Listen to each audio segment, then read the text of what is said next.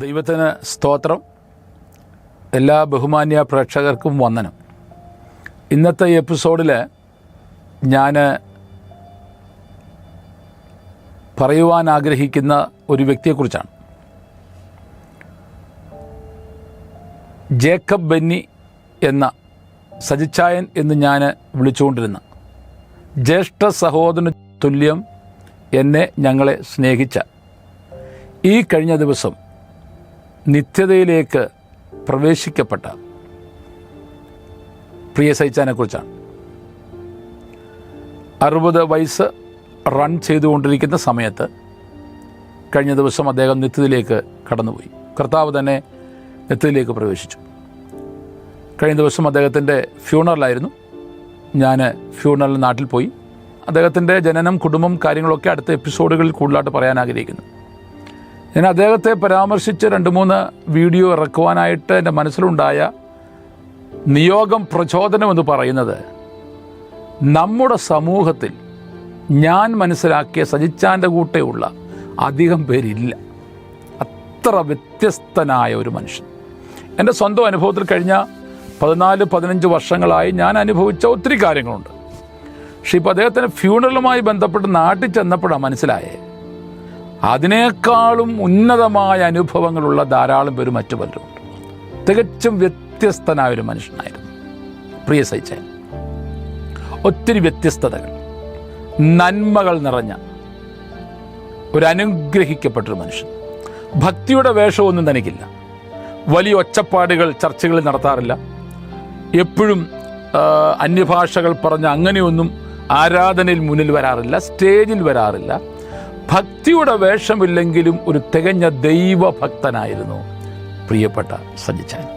ഇന്ന് നമ്മുടെ സമൂഹത്തിൽ വിശുദ്ധ തിരുവെഴുത്തുകളിൽ നമ്മൾ വായിക്കുന്ന പോലെ ഭക്തിയുടെ വേഷം ധരിച്ച് അതിന് ശക്തിയെ ത്യജിക്കുന്നവരുടെ എണ്ണം വർദ്ധിക്കുകയാണ്.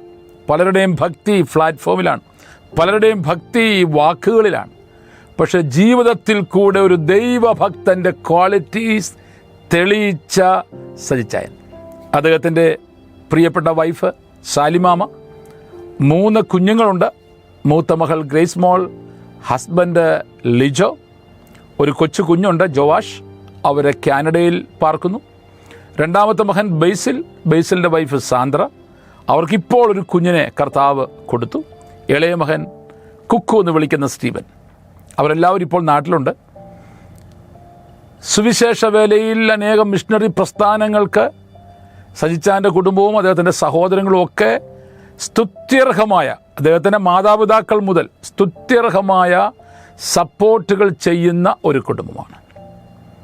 അടുത്ത ദിവസങ്ങളിൽ, ഞാൻ അടുത്ത എപ്പിസോഡുകളിൽ ഹൃദയസ്പർശകമായ, ഏത് മനുഷ്യൻ്റെ ഹൃദയത്തെ ആഴത്തിൽ സ്പർശിക്കുന്ന ആ ദൈവ മനുഷ്യൻ്റെ ചില പ്രത്യേക കാര്യങ്ങൾ പറയുവാനായിട്ട് ഞാൻ ആഗ്രഹിക്കുന്നത് കൊണ്ട് ഇപ്പോൾ ഒരു ഇൻട്രഡക്ഷൻ എന്ന നിലയിൽ ഞാൻ ഇവിടെ അവസാനിപ്പിക്കുകയാണ്.